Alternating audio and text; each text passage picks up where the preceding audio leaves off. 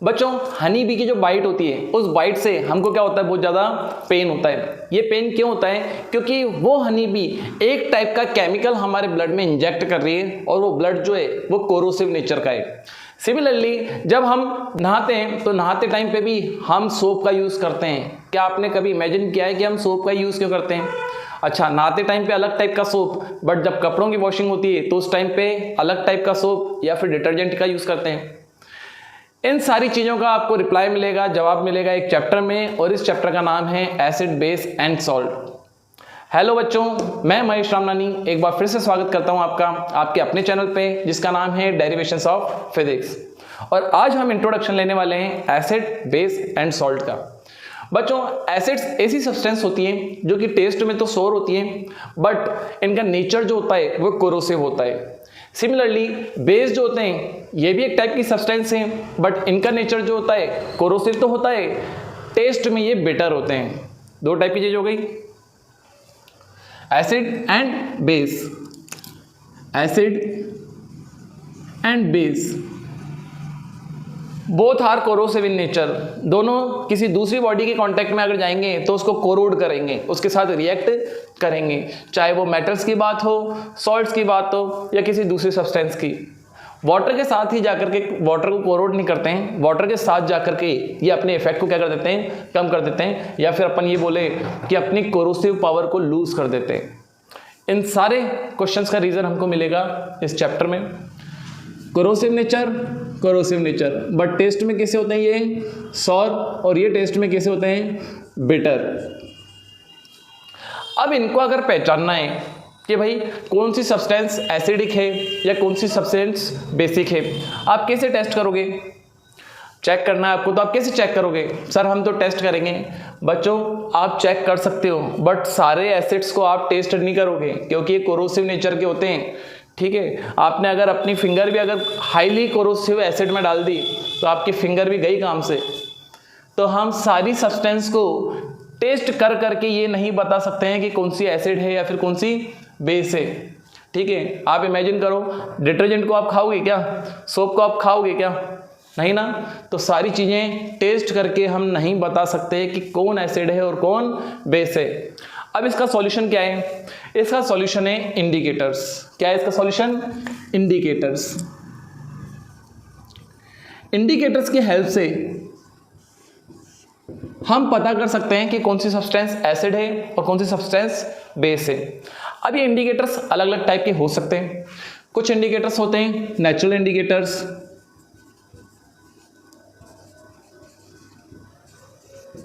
Natural indicators में आप litmus paper को ले सकते हो, या फिर टर्मरिक पाउडर को ले सकते हो, रेड कैबेज को ले सकते हो। ठीक है, कुछ होते हैं आर्टिफिशियल या फिर सिंथेटिक इंडिकेटर्स जिनको लेबोरेटरी में बनाया जाता है। इस टाइप के इंडिकेटर से भी आप एसिड, बेस, सॉल्ट के बारे में पता कर सकते हो। और कुछ इंडिकेटर्स ऐसे होते हैं जिनका यूज करके फ्रेगनेंस के बेस पे हम बताते हैं कि ये एसिड है या फिर बेस है, और ऐसे इंडिकेटर्स को बोलते हैं ऑल्फैक्टरी इंडिकेटर्स। ये तीन टाइप के इंडिकेटर्स हमारे यूज होंगे जिससे हम कोई भी सब्सटेंस एसिडिक है या बेसिक है ये पता लगा सकते हैं। अब नेचुरल इंडिकेटर्स की बात करें तो यहाँ पे दो सबसे ज़्यादा मेन जो हैं वो हैं लिटमस पेपर। अब लिटमस पेपर भी दो अलग अलग कलर के होंगे, एक होगा रेड लिटमस और एक होगा ब्लू लिटमस। रेड कलर का और ब्लू कलर का। एसिड्स जो होते हैं उसमें अगर ब्लू लिटमस को डालेंगे तो ब्लू लिटमस का कलर जो है वो चेंज हो जाएगा, किसमें? रेड में। मतलब एसिड ब्लू को किस में कन्वर्ट कर देंगे? रेड में। सर अगर रेड को डालेंगे तो क्या ब्लू में कन्वर्ट हो जाएगा? नहीं बच्चों, अगर रेड को डालोगे एसिड में तो रेड कलर का ही रहेगा, लिटमस पेपर अपना कलर चेंज नहीं करेगा। सिमिलरली बेस क्या करते हैं, रेड लिटमस अगर उसमें डालोगे तो रेड लिटमस को क्या कर देंगे? ब्लू। रेड को क्या कर देंगे? ब्लू। और ब्लू को डालोगे तो ब्लू में कोई चेंज नहीं होगा। तो यहां पे लिख देते हैं turns blue litmus into red, और इसका जस्ट रिवर्स यहां पे लिख देंगे turns red litmus into blue. तो ये दो रेड लिटमस और ब्लू लिटमस बहुत ज़्यादा यूज़ होने वाले नेचुरल इंडिकेटर्स हैं। ऐसे आप टर्मरिक पाउडर, रेड केबेज, इनको भी आप ले सकते हो। नेक्स्ट जो है वो है हमारा सिंथेटिक इंडिकेटर, सिंथेटिक या फिर आर्टिफिशियल बोलो। अब सिंथेटिक आर्टिफिशियल भी बहुत सारे हो सकते हैं, बट हम एनसीईआरटी की बुक के हिसाब से दो देखने वाले हैं। एक देखने वाले हैं फिनोल्फ्थलीन और एक देखने वाले हैं मिथाइल ऑरेंज।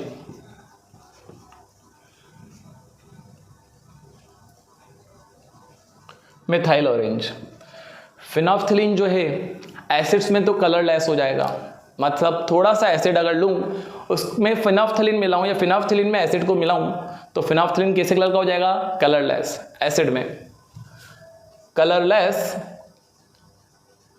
In acid. तो बेस में क्या होगा? बेस में अपना कलर दे देंगे पिंक, पिंक इन बेस। ठीक है बच्चों, ऐसे तो क्या होते हैं कि मैक्सिमम जो इंडिकेटर्स होते हैं वो एसिड में, इसमें एसिड में अपना कलर रेड देने की ही कोशिश करते हैं, चाहे वो आप पीएच पेपर की बात करो, लिटमस पेपर की बात करो। बट फिनोल्फ्थलीन में फिनोल्फ्थलीन जो है एसिड के साथ सॉल्यूशन कैसा देता है? कलरलेस। और बेस के साथ कैसा देता है? पिंक। तो यहाँ पे आप कंफ्यूज हो सकते हो, इसलिए इस केस को आप सीधा लर्न करना। ठीक है, ऐसे ही मिथाइल ऑरेंज जो है वो एसिड में अपना कलर रेड देगा और बेस में अपना कलर कैसा देगा? बेस में अपना कलर देगा येलो। एक होता है all factory indicators. All factory indicators ऐसे इंडिकेटर्स होते हैं जिनमें फ्रेगनेंस होती है, स्मेल होती है। ठीक है, बट क्या होता है जब इनमें एसिड या बेस मिलाते हैं तो इस फ्रेगनेंस में थोड़ा वो चेंज हो भी सकता है या नहीं भी हो सकता है। ऑल फैक्ट्री इंडिकेटर्स में जब हम एसिड को मिलाते हैं तो फ्रेगनेंस में कोई चेंज नहीं आता, लेकिन जब बेस मिलाते हैं तो फ्रेगनेंस वैनिश हो जाती है, कंप्लीटली आना बंद हो जाती है। अब सर इनके एग्जांपल्स क्या हैं? ऑल फैक्ट्री इंडिकेटर्स के एग्जांपल दो, तो यहाँ पे हमारा आ सकता है अनियन जूस, और हम बोलें क्लोव ऑयल, ठीक है, वनीला एसेंस। ये सारे क्या हैं? ऑल फैक्ट्री इंडिकेटर्स के एग्जांपल हैं। इस टाइप से हम चेक करते हैं कि कोई भी सब्सटेंस एसिडिक है या बेसिक है। सर ये तो बात हो गई कि एसिड और बेस को चेक कैसे करोगे, लेकिन आपने अभी तक ये तो बताया ही नहीं कि एसिड कौन कौन से हैं हमारे सिलेबस में। तो अब हम बात करते हैं कि कौन कौन से एसिड्स और कौन कौन से बेस की हम डिटेल में बात करने वाले हैं।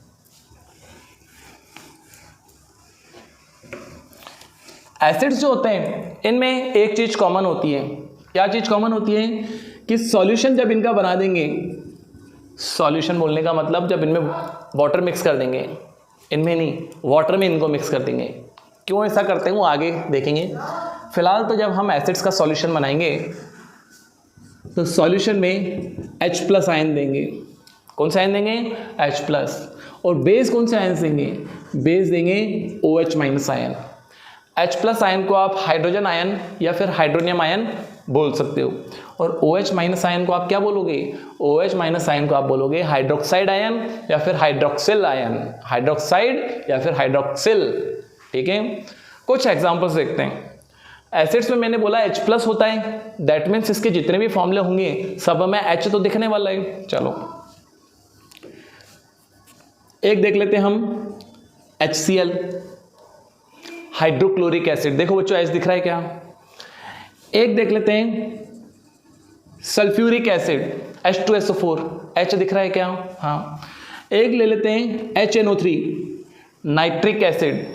ठीक है, एक ले लेते हैं carbonic acid, carbonic acid.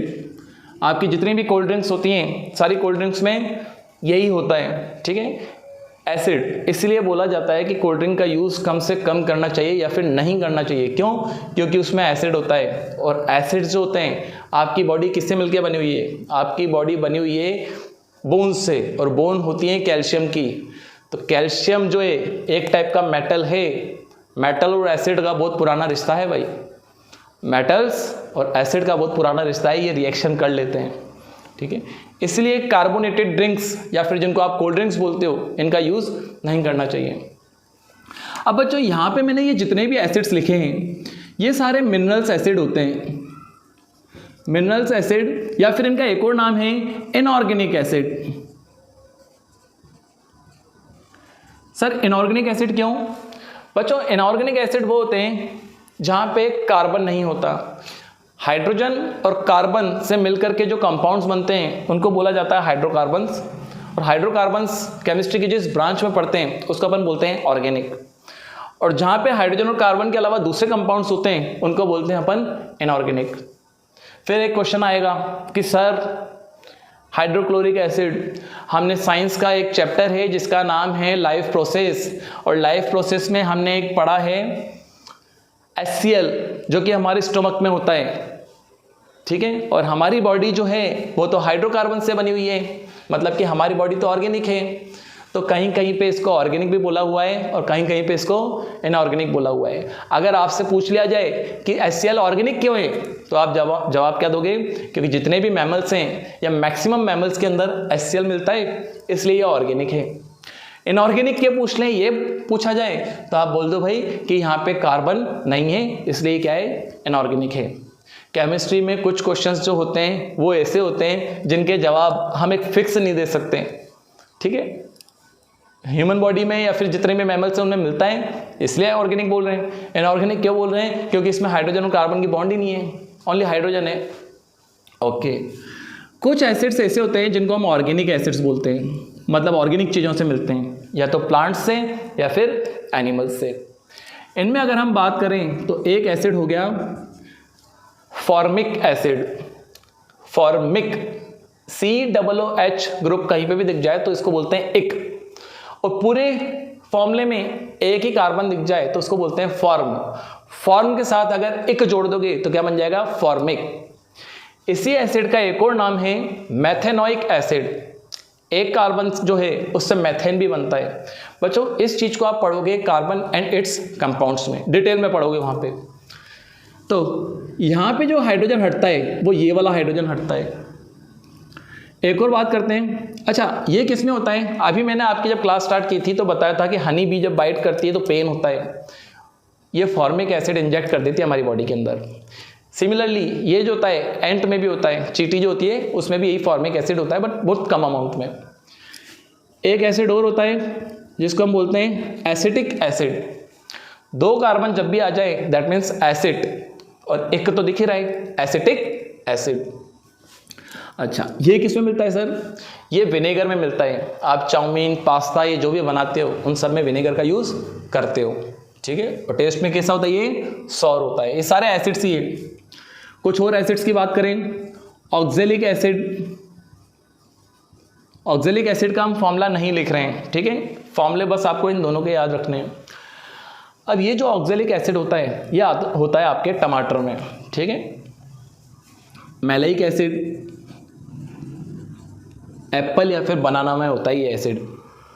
Citric acid आपके लेमन जो हो गए या फिर ऑरेंजेस जो हो गई उनमें सिट्रिक एसिड होता है। और टार्ट्रिक एसिड, टार्ट्रिक एसिड होता है आपके टैमरिंड में, इमली में। इमली आप जब खाते हो तो आपको खट्टी लगती है, क्यों? क्योंकि उसमें जो होता है वो टार्ट्रिक एसिड होता है। एक होता है लैक्टिक एसिड। अच्छा बच्चों देख रहे हो सब में एक एक आ रहा है, तो कौन सा ग्रुप जुड़ा हुआ है? COOH ग्रुप जुड़ा हुआ है। एक होता है लैक्टिक एसिड। लैक्टिक एसिड जो होता है वो होता है दही में, कर्ड में, और इसका नाम लैक्टिक क्यों पड़ा है? क्योंकि ये एसिड जो है वो लैक्टोबैसिलस बैक्टीरिया के कारण बनता है। लैक्टोबैसिलस बैक्टीरिया जो होता है वो कर्ड के अंदर होता है। जब आप दूध में थोड़ा सा दही मिलाते हो, 1-2 दिन बाद पूरा का पूरा दूध दही बन जाता है। क्यों? क्योंकि वहाँ पे जो बैक्टीरिया होते हैं वो अपनी ग्रोथ करते हैं, और ग्रोथ कर करके पूरे को ही क्या बना देते हैं? Lactic acid. दही आपका टेस्ट में कैसा होता है? खट्टा होता है। तो ये कुछ एसिड्स थे, और इन एसिड्स को हम बोलते हैं ऑर्गेनिक एसिड्स, क्योंकि सारी ऑर्गेनिक चीज़ों से मिल रही हैं। ऐसे ही हम कुछ बेस की बात कर लेते हैं। सॉल्ट की बात हम बिल्कुल चैप्टर के एंड में करेंगे। बेस की अगर हम बात करें तो एक बेस हो गया सोडियम हाइड्रोक्साइड, या फिर इसको बोलते हैं कास्टिक सोडा। क्या बोलते हैं? Caustic soda. एक हो गया KOH potassium hydroxide, caustic potash. Soda मतलब सोडियम, पोटाश मतलब potassium, caustic soda, caustic potash. ये तो आप फर्स्ट चैप्टर में पढ़ ही चुके हो। Calcium hydroxide, select the lime जिसको बोलते हैं, वाइट वॉशिंग इसी की तो होती है, एक्वस कैल्शियम हाइड्रोक्साइड की, ठीक है। इसको सेलेक्ट द लाइम भी बोल सकते हैं या फिर कैल्शियम हाइड्रोक्साइड की भी। मैग्नीशियम हाइड्रोक्साइड, जब मैग्नीशियम रिबन को आपने बर्न किया था चैप्टर 1 में, बर्न किया था मतलब ऑक्सीजन के साथ रिएक्शन, और वहाँ पे आपका बना था मैग्नीशियम ऑक्साइड। इस मैग्नीशियम ऑक्साइड को आपने जब वाटर में डाला था तो आपका बना था MgOH होल ट्वाइस, जिसको बोलते हैं मैग्नीशियम हाइड्रोक्साइड, और इसी का एक कॉमन नेम है मिल्क ऑफ मैग्नीशिया। जब किन्हीं को एसिडिटी हो जाती है, ठीक है, एसिडिटी मतलब कि एसिड का अमाउंट अगर ज़्यादा हो जाता है तो वो थोड़े चिड़चिड़े से हो जाते हैं, उसके असर को ख़त्म करने के लिए उनको क्या दिया जाता है, इनो दिया जाता है। इनो में ये मेन कंपोनेंट होता है, बेस होता है। एसिड को अगर काटना है तो एसिड के जैसा ही लाना पड़ेगा, एसिड का जस्ट उल्टा लाना पड़ेगा, और वो कौन होता है, बेस। एसिड के इफेक्ट को खत्म करने के लिए बेस को लाना पड़ता है, इसलिए इनो में इसका यूज़ किया जाता है। सर क्या ये कोरोसिव नहीं होते हैं? हाँ बच्चों, कोरोसिव होते हैं, बट ये इतने ज़्यादा नहीं होते हैं, ये माइल्ड होते हैं, इनका यूज़ किया जा सकता है। अच्छा, और क्या हो गए, मेनली तो यही थे। हाँ बच्चों, तो ये कुछ बेस थे जिनके बारे में मैंने आपको बताया। सारे बेस में क्या कॉमन है, OH, ठीक है। तो बच्चों ये था इंट्रोडक्शन आज के इस चैप्टर का, और इस चैप्टर का नाम क्या था, acid, base and salt. Acids में हमने खास बात देखी कि यहाँ पे सब जगह हाइड्रोजन मिल रहा है, और बेस में हमने सब जगह देखा कि यहाँ पे क्या मिल रहा है, OH। इसके आगे के जो टॉपिक्स हैं, मतलब आगे हम क्या क्या पढ़ने वाले हैं, वो करेंगे नेक्स्ट क्लास में। तब तक के लिए सी यू, थैंक यू, बाय।